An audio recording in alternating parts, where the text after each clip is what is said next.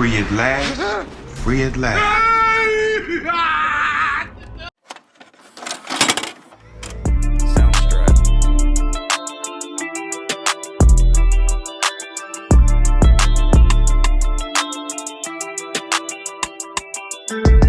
It's October, y'all, so you already know we're going to be doing horror films all month long. We're starting off strong with Bones, a 2000s horror classic with legendary ties.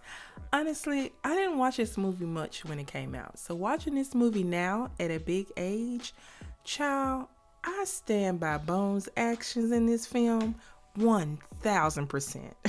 So you already know, I noticed more than a few things while watching this film. And now it's time to talk about it. So let's get into it.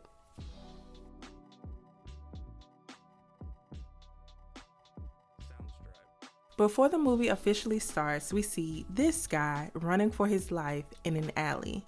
At first, we are unable to see what's chasing him, but as he finally makes it home, we see that it was a dog chasing him. And this wasn't a harmless dog. This dog was clearly demonic and out for blood. We then go to these guys who are meeting up with a local drug dealer to get some goods. The dealers are suspicious of them and think they may be the popo, so after giving their funds, they tell them where to get their merchandise. The dealers stash the goods at this abandoned home in one of the loose bricks located in the back of it. As they excitedly retrieve what they came for, they hear their car alarm go off, which causes them to run out in the open, where these cops see them and begin to chase them. So they're as simple as this: run into this abandoned building to get away from the cops, and one of the cops go in after them. The other cop just wants to stay in the car, eat his sandwich, and mind his business. But shortly after the cop goes into the house to search for the guys who ran in, the other cop comes in to tell him that no one is there and they should leave. It's here that we get a brief flashback, out of context of course, but we'll soon learn why this flashback was important later. We go back to these guys who are still wandering in the house, and child, they end up coming across something they weren't ready for. What the fuck was that? I don't care. Let's get the fuck out of here. Listen, the moment I would have seen a whole dog morph into a rat, I would have ran straight to the car. No pauses, no stops. But what do these guys do? They make it slightly past the doorway and do this. What the hell was that? Hey! Yo! Get away from there! And of course, they got. Poor little Tink Tinks. And the movie officially starts and we get a long ass intro. But this is where we meet our main character, though he doesn't really show up to the later half of the movie, Jimmy Bones. In this intro, we see Bones and his neighborhood in its heyday. Everyone is happy and smiling. And then we see the introduction of these three. And then we start to see the decline of the neighborhood and the people who live there. We see Bones' former home decline into the condition it's in present day. We jump forward to present day where we meet our main and side characters, Patrick, his siblings, Tia and Bill, and their friend Maurice. Patrick is trying to convince them that this home, Bones' former home, would be the perfect spot for a club. He has high hopes for this place, so high that he's overlooked the claw marks on the steps and the remains of a human jaw on the ground. When Tia shows concern over the condition of the place, Patrick could care less because, in his words, he's got a great deal on this place. I wonder why. Yeah, so Maurice, the only person that has sense, brings up the fact that this might not be a good idea, being that this place has a dark history. This house has been vacant since the owner, Jimmy Bones, was killed in '79, and this urban legend comes with a theme song. This is the story of Jimmy Bones, black as night and hard as stone. Yet and still, Patrick sees dollar signs and is not worried about the history of this house. A few moments later, as Patrick finds the furnace and turns on the heat, this gets the attention of something dark that's lurking in the house. At the same time, Tia finds this little fella in one of the rooms. If I saw a dog with red ass eyes, I would be gone. not sitting here offering him a burger like her crazy ass. But as the dog eats, we see that this simple action causes a reaction down in the depths of the house. We will see why later. But Tia decides to adopt this demonic dog. Child, she's not worried about worms, rabies, her soul, nothing. And as everyone heads back to the car, they receive multiple warnings about this dog from this guy. I'm gonna tell you something, boy. Shoot that dog. Shoot the dog. Whatever you say, sir. His name is Shotgun, by the way, and this lady. Don't be that dog! What the hell's wrong with you? Some holes can't be filled, and some hunger can't be satisfied. Some people need to stagger their medication. And again, these guys take it as a joke. If you have two people warning you about this dog, leave the damn dog. But you already know what they did. Yup, they kept the damn dog. So Patrick and Maurice see a cutie, Cynthia, and decide to follow her and her mom, Pearl, and help them with their bags.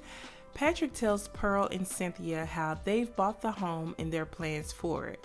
When Pearl gets a good look at Patrick, she states that he looks familiar and asks if he's from around there. And Patrick admits that he was born there but grew up elsewhere. There's a reason he seems familiar to her. Wait for that also. But they walk them to their shop and go on about their day. And then we get to hear some conspiracies from Maurice. Gangsta of love don't need no fried chicken. There's something in the batter that makes a black man sterile. Remember the shiesty dealers we saw at the beginning of this film? Well, they walk into a pool hall to tell this guy, Eddie Mack, about the happenings of the night before. Turns out that these guys are unaware that the guys they served last night and later on stole a car from are now dead. And now they have the car of two murdered people on their hands, and Eddie was not trying to go down for their ignorance. Boy, if I didn't know your mom, Get the fuck out of here. Beat it. that nigga real mad, man. We go back to Patrick and his crew finally making it back home. His parents come in shortly after, and their dad was not happy about this dog or his name. Bones. It's not nice to bite the hand that feeds you. What did you call him? It's here we get a flashback and learn that their dad had a past with Jimmy Bones. Jeremiah, that's his name by the way, used to work alongside Jimmy, and he and Bones had different mindsets. We can move out of this dump, hit the big time. That's your dream, not mine. I don't ever want to leave this street. While Jimmy was fine with staying in the neighborhood and things staying how they were, Jeremiah wanted more, and he wasn't going to let Bones get in his way. Status quo is totally cool with me, baby. You got all the status, and I ain't got nothing but the quo. We go back to the present day where Lubavitch meets up with Eddie Mack. Child, Lubavitch literally looks like he's melting. Dude look like the guy from the movie Thinner. We gotta add that to the list, by the way. But anyway, Lubavitch has come to question Eddie about the two guys who got killed in the building, collect his funds, and make subtle threats. Think I deserve something a little extra for knocking out the competition? You was just doing your motherfucking job. Last thing you need is for me to start doing my fucking job. But Eddie Mack gladly takes Lubavitch down a notch by telling him that Jeremiah sold Bones' old house. Now at this point, they don't know it wasn't Jeremiah, but his son who actually bought the building. But they will all soon find out. We go back to Patrick, Bill, and Jeremiah. They are knee deep in a conversation about how drugs actually got into the neighborhoods. While Patrick and Bill suggest that the government had its hand in that, Jeremiah says this. Stop poisoning your mind with that ghetto paranoia. That's all just the ways of people justifying their own failure. How ironic. And then when Bill states that he's still waiting on his 40 acres and a mule, Jeremiah tells him that he doesn't know what he's talking about. Personally, I don't need a mule. I've got myself a Lexus, and nobody gave it to me. Now, how did these kids come from him? I don't get it. But when Jeremiah requests to watch the news, they see coverage of the murder the night before at Bones' crib. It's then that Bill says how it's messed up that things like that are happening where his dad comes from, but Jeremiah could care less. It's too far behind him at this point. Isn't that your old hood, Pops? Yes, that's my old hood, and it took some doing to get out of there. And Jeremiah couldn't even take a full breath away from that conversation, because seconds after, Lupavich shows up to inquire about the sale of Bones' old place. The plan was for Jeremiah and Lupavich to sit on Bones' old place and never sell it. But clearly somebody reneged, and Jeremiah vows to find out what happened. Listen, the way this dude was eating this popsicle, so gross. But the next day, while the crew is working on their new club, Cynthia comes by. Now, Patrick didn't mind this at all, of course, and they start to conversate. Cynthia tells him that the house holds bad luck and even tells him what her mother told her about the house. There's this invisible wall. When something bad happens, the wall breaks. And the dead get out? And the living fall in. We go to Bill chilling in this random bed in the house, listening to music, unaware of the freaky shit that's happening around him until he sees this. We then go to Pearl and Cynthia at their place. Pearl is about to start a ritual and she asks Cynthia if she wants to join, but she's not interested. Pearl warns Cynthia about the house and the dog, but Cynthia wasn't trying to hear it. Apparently, Cynthia has the gift of vision, like a mother, but she chooses to use it in other ways. Pearl walks off and grabs this picture in her room. It's here that we learn that her and Bones were lovers. We go to a flashback of the day that Bones was killed. Bones told her about the meeting he was going to later, and she asked to read his palms. And child, she didn't like what she saw. There's a line across your lifeline. Oh, must be my clothesline. Maybe my phone. Jimmy, I'm serious. Bones was not taking her seriously at all, and we shall see that maybe he should have. But we go back to present day and Pearl gets a little surprised. Bones lets his presence be known in the photo, and this is where things start to get interesting. So, the next day, Cynthia takes her little curious ass on over to that house. Just let her own self in, no fear at all. But as she walks around, she starts to hear whispers within the walls, and her gifts are screaming at her. Patrick and the crew end up seeing what looks like blood leaking through the floors and even feel a faint heartbeat. Does this cause concern? Of course it don't, because all they asses decide to go off to the basement and investigate. Now, whole time, Cynthia is just watching and observing. Her gifts are working their magic. And it's here that the demonic dog finds the remains of Jimmy Bones. And this dumbass removes the knife from Jimmy's body. Like, why, sir? As Cynthia tries to remove the fabric from the body, the dog gives her a warning. As the crew bickers among themselves, Cynthia walks off and ends up seeing the spirit of Jimmy Bones in a corner. And Maurice still hasn't learned his lesson, because he goes back to the body and steals the diamond ring off its hand. So we see the dog eating again, but this time we see that every time the dog eats, Jimmy Bones' body starts to come back to life. Yeah, it's about to get real and a little bit strange. Wait for it. So we go back to Cynthia and Patrick, who are chilling in this room, and of course things start happening. And no, I'm not about to play the meme because they didn't go all the way. And things didn't go all the way because Cynthia got spooked by this shadow and decided to stop before things went too far. But child, as Pearl is doing her ritual, things start happening at the Bones residence. Now at first, it looks like Patrick has come back to Cynthia's room to try and get some. But oh no, this ain't Patrick. And while this is happening, Pearl's ritual has gone haywire. She starts seeing visions of Bones, his murder, and her daughter Cynthia swimming in a bed of blood. At the very end of this vision, she sees Bones walking towards her, clear as day, a sign that he's coming. And Pearl wasted no time coming to the house and getting her daughter. Both of them were spooked, but Pearl gives a final warning that they don't listen to. If you stay in this house one more night, you might as well be just sleeping in your grave. We fast forward to Patrick taking his dad to go see his new club, aka Bones' old crib.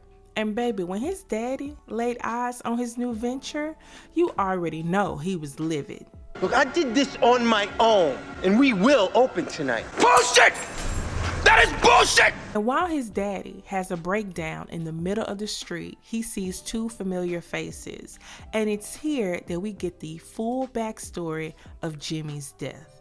So Jimmy finally makes it to this meeting where Jeremiah, Eddie Mack, Shotgun, and Lubavitch are waiting for him. Jeremiah, Eddie Mack, and Lubavitch want to bring in a new drug to the neighborhood that's highly addictive and promises even higher profits. But Bones wasn't with it. And dig, man, it's way more profitable, man. Nobody ever wins, so you never pay out. But a $2 bet is cheaper than a $20 bag. Eddie Mack goes on to try to convince him, but he ends up saying the wrong thing. It's a quick ticket to heaven, man. And fools keep coming back, huh? Those fools, they're my people. It's clear at this point that Bones is for the people and these other three are for the money. And Shotgun was here as well. He was supposed to be Bones' confidant, but we'll see how that works out. Now, Eddie Mack was not feeling the lack of respect from Jimmy, and this meeting quickly goes bad when they put a gun to both Shotgun's and Jimmy's head. And if they thought this would sway Bones' decision, they were wrong. Just hear it out, man. Just hear out the deal. I don't need to hear no deal. But eventually, he's forced to smoke their product and he gets high instantly. While this is happening, Pearl comes in to stop the meeting, but she's too late and they shoot Jimmy. And to link everyone to this crime and prevent them from snitching, Lubavitch tells everyone to stab Jimmy. So one by one, they do it, even Jeremiah and Shotgun. When Pearl is asked to stab him, she chooses to stab herself, but before she can do it, Jimmy takes the knife and stabs himself to death. We go back to present day and the club is finally open and it's lit. Cynthia comes to the grand opening, of course, not listening to a word her mother says. Meanwhile, this dog makes its appearance at the party, eyeing that ring that Maurice took from Jimmy's body. And just like that, this lady appears on the dance floor and lures old boy to the fatal champagne room. He should have left the body alone. That's literally all he had to do. But when he gets to the room, he finds out that what he thought he was gonna get and what he actually got was two totally different things. As this dog eats his flesh, Jimmy Bones starts to come to life even more. And now, child, it's about to go down. So after this happens, Bill tells Patrick to go find Maurice so that he can do his job. And when Patrick finally finds him, it's a wrap. Maurice is no more. And then we get this cheesy ass line. Gangster in love don't eat no fried chicken. Oh shit. And then this scene. I can't. We see the dog's spirit travel to Bones' body, and now it's time for him to make a fashionably late entrance. Listen, Bones is the only spirit I know to raise from the dead and have a fresh silk press. Something like Candyman and them Stacey Adams. Maybe it's a mall in between realms that they go to. I'm not sure, but the hair was laid. Okay? Anyway, as everyone runs out the club and the building catches fire, Pearl and Cynthia are able to see his spirit in the doorway briefly before it disappears. Later on that night, Pearl tries to console Cynthia, and it's here that she tells her that Jimmy Bones was her father. And Bones wasted no time getting his revenge. He met Shotgun at the door. Free at last. Free at last. Shotgun tries to convince him that he had no choice, but you know Bones was not trying to hear that, and he swiftly takes him out. Meanwhile, Patrick goes straight to his daddy to see if he had anything to do with the club burning down. Jeremiah tries to deny it, but Patrick tells him he knows otherwise. We go to Pearl, who's pulling tarot cards for herself, and soon after, the energy shifts in her room. As she sees Jimmy's hands come close to her face, Cynthia walks in and sees it as well, and Jimmy's hand disappears shortly after. At this point, Pearl is flustered and desperate for things to be resolved once and for all. But then we go to Eddie Mack, who is having the time of his life until he realizes he got company. But the way Bones and his fresh silk press showed up on the scene though. Now I can count the holes in your motherfucking chest. Just lost your son! And Eddie didn't stand a chance and he gets got. But oh no, it wasn't completely over though. Child, he's got Eddie's head. They over here looking like Kratos and Mimir. I killed you, you killed me, we even. I'm sick. Oh, you just gonna bang my shit up against the wall? But Eddie lured Lupovich to this building where he gets the surprise of his life. Oh yeah, you better be scared. And Bones forces him to take a hit like Lupovich made him do in the flashback. And it's a wrap for him. Now he's got two heads with him and he pulls up on his last victim, Jeremiah. Meanwhile, Cynthia and Pearl have made it to Jeremiah's house much too late, and now the whole crew has to go try and save Jeremiah before it's too late. So Bones makes it back to his lair where he begins to feed his victims to the dead. First up, Lupovich. While this is happening, Pearl discovers that it's Jimmy's blood that's keeping him alive. His blood was on Pearl's dress, the same dress that was underneath his skeleton when they first discovered his body. We go back to Bones and he's prepping Jeremiah for his eternity. It's a trip, ain't it? Meanwhile, the gang has made it back to Bones' crib where they discover an elevator that still somehow works. As Pearl gets on it, the doors close and she gets separated from Cynthia and the crew. And Jeremiah is still pleading for his life, but it's a no-go, and Bones gives him over to the dark side. We go back to Pearl, who's made it to the very spot where Bones was killed. He appears and gives her the green dress, the one that carries his blood, back to her, and she appears just as she did on the day that he died. As Cynthia searches for a way up to her mom, they get sidetracked by who they think is Maurice, but it's really one of Bones' spirits. As Patrick and Cynthia make it to where her parents are, she finally gets to meet her dad and she instantly melts into him. It's then that Patrick hears his dad Jeremiah and realizes that Bones has already taken care of him. While this is happening, the spell starts wearing off of Pearl and she starts to see things as they truly are. Bones creeps up on Patrick and Patrick tries to stab him, but you know, you can't re-kill the dead. Not by stabbing them, at least. But Pearl quickly comes to the conclusion that she has to stop this. So she takes a candle and lights the green dress, essentially killing herself to get rid of Bones. When she does this, all hell breaks loose, literally, and what's left of the building collapses, forcing Patrick and Cynthia to climb their way out. And just when you think it's all good and everything's gonna go back to normal, dog eat dog, boy. Dog eat dog. And that's the end of the movie. And here are my final thoughts. Honestly, Jeremiah, Eddie, and especially Lupovich deserved all the smoke. They did. I'm kind of iffy about Shotgun because he clearly regretted not being able to save Bones, but those other three got what they deserved. Jimmy was for the hood. He wanted to see his people happy, thriving, and he didn't want to bring anything to the hood that would bring down his people. He was against bringing crack into the neighborhood because he valued where he was from and knew that only bad things would come of it. Jimmy didn't just consider himself, he considered everyone, while Jeremiah, Eddie, and Lupovich only saw dollar signs and what they would gain individually. It was crazy to see how Jeremiah totally changed after killing Bones.